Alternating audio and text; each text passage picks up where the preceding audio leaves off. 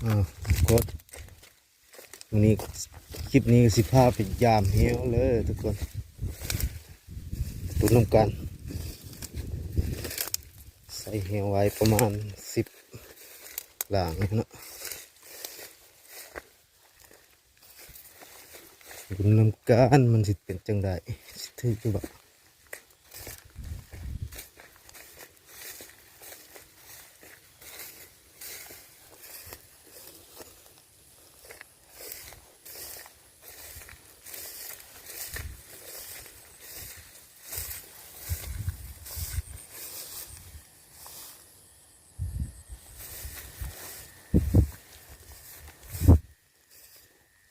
เที่ยวนะทุกคนทางนี้เจ้ม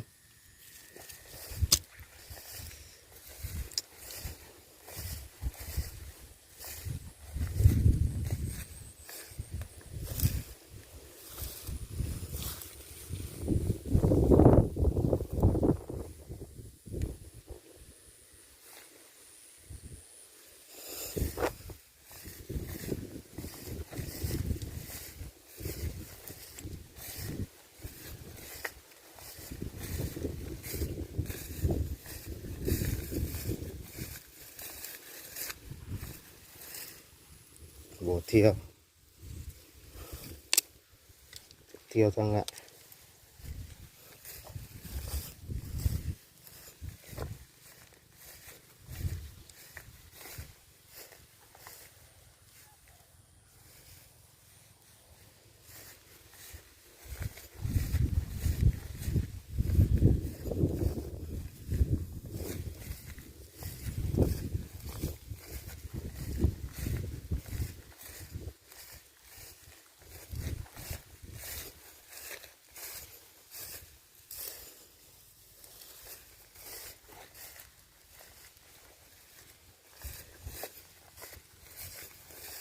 นี่ก็บ่เที่ยว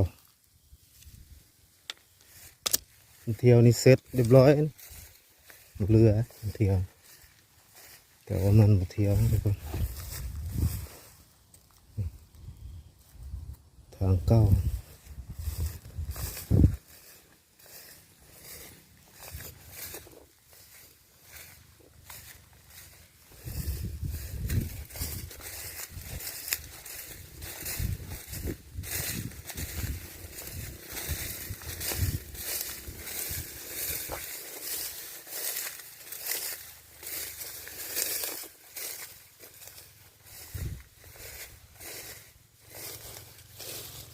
โอ้